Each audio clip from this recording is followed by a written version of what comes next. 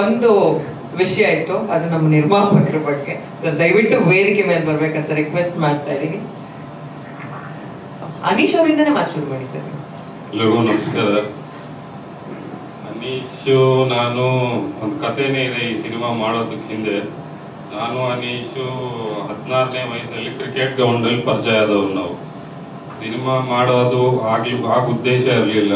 ಅನೀಶು cricket player ಆಗ್ಬೇಕು, ಉದ್ದೇಶ ಅದೇ ಇರುತ್ತಲ್ಲ, ಕ್ರಿಕೆಟ್ ಗ್ರೌಂಡಲ್ಲಿ ಎಲ್ಲರೂ ಕ್ರಿಕೆಟ್ ಪ್ಲೇಯರ್ ಆಗ್ಬೇಕಂತ.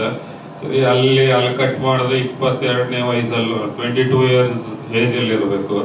ಸರಿ, ಅನೀಶ್ ಸಡನ್ ಆಗಿ ನಾನು ಮಾಡ್ಲಿಂಗ್ ಹೋಗ್ಬೇಕು, ಯಾವ ಕಾಲೇಜ್ ಚೆನ್ನಾಗಿರುತ್ತೆ ಅದಕ್ಕೆ ಅಂತ ಕೇಳಿದಾಗ ನಾನು ಅಲ್ಲೇ ಸ್ವಲ್ಪ ಓದಿ ಸ್ವಲ್ಪ ಮುಗಿಸ್ಕೊಂಡ್ ಬಂದಿದ್ದೆ. ಅದರಿಂದ ಅನೀಶ್ಗೆ ಅಲ್ಲಿ ಬಾಲ್ವಿನ್ ಸಜೆಸ್ಟ್ ಮಾಡಿದೆ. ಅಲ್ಲಿಂದ ಅನೀಶು ಅದು ಹೆಂಗೆ ಇದಾಯ್ತೋ ಗೊತ್ತಿಲ್ಲ, ಸಿನಿಮಾ ಅಂದ್ರು. ನೆಕ್ಸ್ಟ್ ಅಲ್ಲಿ ಕಟ್ ಮಾಡಿದ್ರೆ ಸಿನಿಮಾಗೆ ಹೆಂಗೆ ನಾವಿಬ್ರು ಹೈದರಾಬಾದ್ಗೆ ಹೋಗ್ಬಿಡೋಣ ಬಂದ್ಬಿಡು ಅಂದ್ರು. ಸರಿ, ನಾನು ರೆಡಿ, ಇನ್ನೇನು ಬಂದ್ಬಿಡೋಣ ಅಂತ ನಾನು ಡಿಸೈಡ್ ಮಾಡಿದಾಗ ಮನೆಯಲ್ಲಿ ಇರುತ್ತಲ್ಲ ಒಬ್ರು, ಅದೇ ಈ ಸಿನಿಮಾ ಇದ್ದಂಗೆ ತಂದೆ ಪಾತ್ರದಲ್ಲಿ ಕಾಣಿಸ್ಕೊಳ್ತಾರ ನಮ್ಮ ತಂದೆನೋ ಒಬ್ರು, ಅದು ಬೇರೆ ಮಾತುಗಳೆಲ್ಲ ಬಂದು ಅಲ್ಲಿಗೆ ಸ್ಟಾಪ್ ಆಯ್ತು ಸಿನಿಮಾ ನಂದು. ಅನೀಶ್ ಹೋಗಪ್ಪ ಬರ್ತೀನಿ ಅಂತ ಅನೀಶ್ ಟ್ರಾವೆಲ್ ಅಲ್ಲಿಂದ ಹೈದರಾಬಾದಲ್ಲಿ ಅನೀಶ್ ಅವ್ರದ್ದು ಶುರುವಾಯಿತು ಜರ್ನಿ. ಹಂಗೆ ನಂಟು ಮಾತ್ರ ಇಟ್ಕೊಂಡಿದ್ದೆ ಅನೀಶ್ ಅವ್ರ ಜೊತೆ. ಸರಿ, ಒಂದ್ ದಿವಸ ಹಿಂಗೆ ಚಾಮುಂಡಿ ದೇವಿ ದರ್ಶನಕ್ಕೆ ಹೋಗುವಾಗ ಮುಂಚೆನೆ ಮಾತಾಡಿದ್ವಿ. ಅಲ್ಲಿ ಸ್ಕ್ರಿಪ್ಟ್ ಬಗ್ಗೆ ಹೇಳಿದ್ರು, ತಾಯಿ ಚಾಮುಂಡಮ್ಮ ದರ್ಶನಕ್ಕೆ ಹೋದಾಗ. ಅದು ಇಷ್ಟ ಆಗಿ ಅಲ್ಲಿಂದ ಸಿನಿಮಾ ಸ್ಟಾರ್ಟ್ ಮಾಡೋಣ ಅಂತ ಇದ್ ಮಾಡಿದ್ವಿ. ಈ ಭಾವಪ್ರೀತ ಅನ್ನೋದು ಹೆಸರಿಂದ, ಅದ್ರ ಭಾವಪ್ರೀತ ಅರ್ಥ ಬಂದು ಬ್ರಹ್ಮಾಂಡದಿಂದ ಪ್ರೀತಿಸಲ್ಪಟ್ಟವರು ಅಂತ. ಸೊ ಹೆಸರು ಪ್ರೊಡಕ್ಷನ್ ಹೆಸರು. ಸೊ ಸಿನಿಮಾಗೆ ನಿಮ್ ಪ್ರೀತಿ ಸಿಗೋ ಆಗ್ತಾನೆ ನಾವಿನ್ ಮೇಲೆ ಬರೋದು. ಸೊ ಆ ಹೆಸರನ್ನ ಇಟ್ಕೊಂಡೆ ಪ್ರೊಡಕ್ಷನ್ ಹೆಸರಿಗೆ. ಇನ್ನ ನಾನ್ ಬರೋ ಉದ್ದೇಶ ಏನಿತ್ತು ಅಂದ್ರೆ ಅದೇನೋ ಗೊತ್ತಿಲ್ಲ, ನಂಟಿತ್ತಲ್ಲ ಅನೀಶ್ ಜೊತೆ, ಅದು ಹೇಳ್ಕೊಂಡ್ ಬಂತು. ಆದ್ರೆ ಅವ್ರು ಹೀರೋ ಆದ್ರೂ ನಾನು ಪ್ರೊಡ್ಯೂಸರ್ ಅದೇ, ಅಷ್ಟೇ ಡಿಫ್ರೆನ್ಸ್ ಇಷ್ಟೇ ಇರೋದು. ಆದ್ರೆ ಸಿನಿಮಾ ಬಂದೆ ಲಾಸ್ಟ್ಗೆ ಈ ರೀತಿ ಬಂದೆ. ಇಲ್ಲ ಹಂಗಂತೇನಿಲ್ಲ, ಅದೇ ನೇಚರ್, ಒಂದು ಯೂನಿವರ್ಸ್ ಒಂದು ಇರುತ್ತಲ್ಲ, ಅದು ಅದೇ ಕರ್ಕೊಂಡ್ ಬಂದಿದೆ. ಪಾತ್ರಗಳು ಹಂಗೆ ಸೃಷ್ಟಿಯಾಗಿದೆ ಅಷ್ಟೇ. ನಮಗೂ ಅದರಲ್ಲಿ ಕತೆಗೆ ಏನ್ ಸಂಬಂಧ ಇಲ್ಲ, ಸಿನಿಮಾ ಕತೆಗೂ ಅದಕ್ಕೂ. ಇಲ್ಲಿ ಒಬ್ಬೊಬ್ರು ಆರ್ಟಿಸ್ಟ್ ಬಗ್ಗೆ ಹೇಳೋದಕ್ಕಿಂತ ಎಲ್ರೂ ಅವ್ರವ್ರದ್ದು. ಈಗ ಸಿನಿಮಾ ಏನು ಅಂದ್ರೆ ತಂದೆ ತಾಯಿ, ಇವಾಗ ನಮ್ ತಂದೆ ತಾಯಿ ಆಗ್ಲಿ, ಒಬ್ರು ಜನ್ಮ ಕೊಡುವಾಗ ಹಿಂಗೆ ಇರ್ಬೇಕು ಹಿಂಗೆ ಯಾರು ಪ್ಲಾನ್ ಮಾಡ್ಕೊಳಲ್ಲ. ಸಿನಿಮಾನು ಹಂಗೆ, ಕತೆ ಬಂದಾಗ ಈಗ ರಾಜೀವ್ ಸರ್ ಆಗ್ಲಿ ಅವ್ರವ್ರ ಪಾತ್ರಕ್ಕೆ ಅವ್ರವ್ರ ಸಿನಿಮಾನೇ ತಗೊಂಡ್ಬಿಡುತ್ತದು. ಪಾತ್ರ ಅದು ಒಂದು ಕತೆ ಸೃಷ್ಟಿಯಾದ ಪಾತ್ರ, ಅದನ್ನ ಸಿನಿಮಾನೇ ಕೇಳುತ್ತೆ, ಅದು ಸಿನಿಮಾ ತಗೊಳುತ್ತದು. ಅದಕ್ಕೊಂದು ಎಕ್ಸಾಂಪಲ್ ಏನಂದ್ರೆ, ಈಗ ಒಟ್ಟಾಗಿ ಕೆಲಸ ಮಾಡೋದಕ್ಕೆ ನಿನ್ನೆ ಪ್ರವೀಣ್ ಅವ್ರ ಹತ್ರ ಹಂಚ್ಕೊಂಡೆ. ಅದು ಈಗ ಸಕ್ಕರೆ ನಮ್ಗೆ ಹಸುವಾಗಿರುತ್ತೆ, 1 kg ಸಕ್ಕರೆ ಇಟ್ರೆ ಯಾರು ತಿನ್ನಕ್ಕಾಗಲ್ಲ. ಅದಕ್ಕೆ ಒಂದ್ kg ರವೆ, ಒಂದ್ ಸ್ವಲ್ಪ ಯಾಲಕ್ಕಿ, ಗೋಡಂಬಿ ಎಲ್ಲ ಹಾಕಿದ್ರೆ ಕೇಸರಿ ಬಾತ್ ಆಗುತ್ತೆ, 5 ಜನ ಹಂಚ್ಕೊಂಡ್ ತಿನ್ಬೋದು. ಸಿನಿಮಾನು ಹಂಗೆ, ಎಲ್ರು ಪ್ರೀತಿಯಿಂದ ಕೆಲಸ ಮಾಡಿದ್ರೆ ಸಿನಿಮಾ ಕೇಸರಿ ಬಾತ್ ತರ ತೃಪ್ತಿ ಸಿಗುತ್ತೆ ನಮ್ಗೆ. ಯಾವುದೇ ಸಿನಿಮಾ ಆಗಲಿ ಅದು ಒಟ್ಟಾಗಿ ಎಲ್ರದು ಹಾಕಿದಾಗ, ಯಾಕೆಂದ್ರೆ ಹಸುವಾದಾಗ ಬರೀ ಸಕ್ಕರೆ ತಿಂದ್ರೆ ಹೊಟ್ಟೆ ತುಂಬಲ್ವಲ್ಲ, ಅದಕ್ಕೆಲ್ಲ ಆಡ್ ಮಾಡೋದಾಗ್ತಾನೆ ಕೇಸರಿ ಬಾತ್ ಆಗೋದು.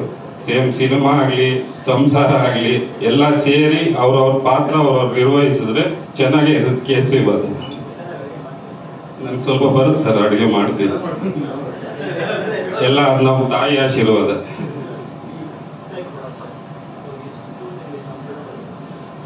ಸರ್ ತುಂಬಾ ಕಂಫರ್ಟ್ ಆಗೇ ಇದ್ದೆ ಸರ್. ನನ್ಗೇನ್ ಒಂದ್ ಕಡೆನು ನನ್ಗೆ ಏನ ಹಿಂಸೆ ಅನ್ನೋದೇ ಅನ್ಸ್ಲಿಲ್ಲ ಸರ್. ತುಂಬಾ ಪ್ರೀತಿ ವಿಶ್ವಾಸದಿಂದ ಇದ್ರು. ಅದೇ ಸರ್ ಹೇಳ್ತೀನಲ್ಲ, ಒಬ್ಬರ ಮೇಲೂ ಒಂದು ಪಾಯಿಂಟ್ ಮಾಡೋ ತರ ಇಲ್ಲ. ನಮ್ ರಾಜೀವ್ ಕನಕಾಲ ಸರ್ ಆಗ್ಲಿ, ರವಿ ಸರ್ ಆಗ್ಲಿ, ಅವ್ರ ಪಾಪ ಇವ್ರದ್ ಮೆನ್ಷನ್ ನೋಡ್ಬೇಕು. ರಾಜೀವ್ ಕನಕಾಲ ಸರ್ ಅವ್ರದ್ದು ಶೂಟಿಂಗು ಇನ್ನೊಂದ್ ಸ್ವಲ್ಪ ಇದೆ, ನಾಳೆ ಹೋಗ್ಬಿಡ್ತೀನಿ ನಾನು, ಇನ್ನೊಂದ್2 ಅವರ್ ಯೂಸ್ ಮಾಡ್ಕೊಬಿಡಿ ನನ್ನ, ಸುಮ್ನೆ ನಾಳೆ ಏನಕ್ಕೆ ಪೋಸ್ಟ್ಪೋನ್ ಮಾಡ್ತೀರಾ. ಅದು ನಾರ್ಮಲ್ ಆಗಿ ಎಲ್ಲ ಆರ್ಟಿಸ್ಟ್ ಹೇಳಲ್ವಲ್ಲ ಸರ್. ಸೊ ಅವ್ರು ಟೈಮ್ ಕೊಟ್ಟು ಆದಷ್ಟು ಮುಗಿಸ್ಕೊಂಡ್ಬಿಡಿ ಇವತ್ತೇ ಅಂತ ಹೇಳೋಂತ ಆರ್ಟಿಸ್ಟ್ ಸರ್ ಅವರು. Rajeev 2 sir, by language 2 take ಮಾಡಿದೀವಿ ಸರ್ ನಾವು. 2 ಟೇಕ್ ಶೂಟಿಂಗ್ 2 ಟೇಕ್ ಮಾಡಿದ್ವಿ. ಅದಕ್ಕಷ್ಟೇ ಖರ್ಚು ಆಗಿದೆ. ಈಗ ನೀವು ಕನ್ನಡದಲ್ಲಿ 1 ಟೇಕು, ಅದೇ ತೆಲುಗು ಅಲ್ಲಿ 1 ಟೇಕ್. ಇಲ್ಲ ಸರ್, ನಾನು ಬರೀ ನೀವು ಅದೇ ಹೇಳಿದ್ನಲ್ಲ ಸರ್, ಅವ್ರನ್ನ ಬಿಟ್ಟೆ ನಾನು ಅವ್ರಿಗೆ ಸಪೋರ್ಟಿಂಗ್ ಆಗಿ ನಿಂತ್ಕೊಂಡಿದ್ದೀನಿ. ಇಲ್ಲ ಸರ್, ಜೀವನ ಕಳಿಸಿದೆ ಸರ್, 40 ವರ್ಷದ ಜೀವನದಲ್ಲಿ ಕಲ್ತಿರೋದು. ಅವರು ಹೀರೋ ಆಗ್ಬೇಕು ಅಂತ ಇದ್ದವರು ಅನ್ಸುತ್ತೆ ಅಲ್ವಾ ಸರ್? ಅವ್ರನ್ನ ಬಿಟ್ಟೆ ಹೈದರಾಬಾದ್ಗೆ ನಾನು ಈ ರೀತಿ ಹೈದರಾಬಾದ್ಗೆ ಕರ್ಕೊಂಡು ಹೋಗ್ತಿದ್ದೀನಿ ಸರ್. ಅವ್ರನ್ನ ಅದ್ ಬಿಟ್ಟಿಲ್ಲ, ಅವ್ರನ್ನ ಲಾಸ್ಟಿಗೆ ನಾನೇ ಕರ್ಕೊಂಡು ಹೋಗ್ತಿದ್ದೀನಿ. ನಾನು ಅಂತ ಹೇಳಕ್ ಆಗಲ್ಲ ಸರ್, ಅದು ದೇವರು ಒಂದು ಮಾಡಿರ್ತಾರೆ ಕತೆ. ಇವಾಗ ಅನೀಶ್ ಹೆಂಗ್ ಕತೆ ಮಾಡಿರ್ತಾರೆ, ದೇವರು ಮನುಷ್ಯರ ಜೀವನದಲ್ಲಿ ಒಂದು ಕತೆ ಮಾಡಿರ್ತಾರೆ, ಅದಕ್ಕೆ ನಾನೊಂದು ಪಾತ್ರಧಾರಿ ಅಷ್ಟೇ ಸರ್. ನಮ್ದು construction business, family business sir ನಮ್ದು. ಸರ್ ಆಂಧ್ರನ ಕರ್ನಾಟಕ? ಇಲ್ಲ, ನಮ್ದು ಕರ್ನಾಟಕ ಸರ್. ಹೈದರಾಬಾದ್ ನಾನ್ ಕರ್ಕೊಂಡು ಹೋಗಿದ್ದೀನಿ ಈಗ. ಅಂದ್ರೆ ಅನೀಶ್ ಅವ್ರ ಡೆಬ್ಯೂ ಸಿನಿಮಾ ಇದು ತೆಲುಗುಲಿ ಅಲ್ಲ, ಅವ್ರು ಫಸ್ಟ್ ಲಾಂಚ್ ಆಗ್ಬೇಕಂತಿದ್ ತೆಲುಗು ಅಲ್ಲಿ. ಸೊ ಇಷ್ಟು ದಿವಸ ಜರ್ನಿ ಮಾಡಿ ನಾನೇ ಬರ್ಬೇಕಿತ್ತೇನೋ ತಿರ್ಗಿ ಕರ್ಕೊಂಡು ಹೋಗಕ್ಕೆ. ಅದ್ ದೇವ್ರು ಬರ್ದಿರೋದು ಸರ್, ನಾನಂತ ಹೇಳ್ತಿಲ್ಲ. ಅದಕ್ಕೊಂದು ಕತೆ ಇದೆ ದೇವ್ರು. ಅದೇ ಸರ್, ಈಗ ಚೆನ್ನಾಗಿದೆ ಸರ್. ನಮ್ ಇಷ್ಟಪಟ್ಟಿದ್ದಕ್ಕೆ ಏನೋ ಪ್ರಯತ್ನ ಮಾಡಿ ಅನ್ನೋ ರೆಸ್ಪಾನ್ಸ್ ಇದೆ ಸರ್. ನನಗೆ ಎಲ್ಲರ ಪ್ರೀತಿ ವಿಶ್ವಾಸ ಇದೆ ಸರ್. ಸರ್ ಇವಾಗ ನೀವೇ ನೋಡಿದ್ರಿ ಸರ್, ಒಂದ್ ಸಾಂಗ್ ಅಲ್ಲಿ ನಿಮ್ಗೆ ಏನ್ ಕಾಣಿಸ್ತು ಸಿನಿಮಾ ಎಷ್ಟು. ನಾನು ಅದಕ್ಕೆ ಅನೀಶ್ ಅವ್ರ ಪಾಪ ಬೇಡ ಬೇಡ ಅಂದ್ರು ನಾನು, ಯಾಕೆಂದ್ರೆ ಸಿನಿಮಾ ಅಂದ್ಮೇಲೆ ಅದೇನ್ ಕೇಳುತ್ತೋ ಅದು ಕೊಡ್ಬೇಕು ಸರ್. ನಾವ್ ಎಲ್ಲಿ ಕಟ್ ಮಾಡ್ತೀವೋ ಆ ಕಟಿಂಗ್ ಇಲ್ಲಿ ಕಾಣಿಸ್ಬಿಡುತ್ತೆ, ನಾವ್ ಹೇಳೋದೇ ಬೇಕಿಲ್ಲ. ನನ್ನ ಪ್ರಕಾರ ತುಂಬಾ ಚೆನ್ನಾಗಿದೆ ಅನ್ಕೊಂಡಿದೀನಿ ಸರ್. ನಿಮ್ಗೆ ಏನ್ ಅನ್ಸ್ ಹೇಳ್ಬೇಕು? ಅದೇ ಸರ್, ದೊಡ್ಡದಾಗೆ ಮಾಡ್ಬೇಕಂತಿದೀವಿ ಸರ್. ಎಲ್ಲ ದೇವರ ಆಶೀರ್ವಾದ, ನಿಮ್ಮ ಆಶೀರ್ವಾದ ಇದ್ರೆ ದೊಡ್ಡದಾಗುತ್ತೆ. ಖಂಡಿತ ಮಾಡ್ತೀನಿ ಸರ್, ಮಾಡ್ಬೇಕಂತಿದೀವಿ. ತಿರ್ಗಾ ಜೊತೆಯಲ್ಲಿ ಇನ್ನು ಬೇರೆಯವ್ರ ಜೊತೆನೂ ಮಾಡೋ ಉದ್ದೇಶನೂ ಇದೆ. ದೇವ್ರ ಹೆಂಗ್ ಕೈ ಹಿಡಿರ್ತಾರೋ ಅದ್ರ ಮೇಲೆ ಇನ್ನೂ ದೊಡ್ಡದಾಗಿ ಮಾಡ್ಕೊಂಡು ಹೋಗ್ತೀವಿ. ಮಾತಲ್ಲಿ ಒಂದಂತೂ ಅರ್ಥ ಆಗ್ತಿದೆ, ಕನ್ನಡ ಇಂಡಸ್ಟ್ರಿಗೆ ಅನೀಶ್ ಅವ್ರಿಗೆ ಥ್ಯಾಂಕ್ ಯು ಹೇಳ್ಬೇಕು ನಾವು. ಒಬ್ಬ ಒಳ್ಳೆ ಅದ್ಭುತವಾಗಿರುವಂತ ನಿರ್ಮಾಪಕರನ್ನು ಕೊಟ್ಟಿದ್ದಾರೆ. ಧನ್ಯವಾದಗಳು ಸರ್. ನೀವು ಗೆಲ್ಬೇಕು, ನೀವು ಗೆದ್ರೆ ಇಂಡಸ್ಟ್ರಿ ಗೆದ್ದಾಗ ತುಂಬಾ ಒಳ್ಳೇದಾಗೈತೆ. Thank you sir.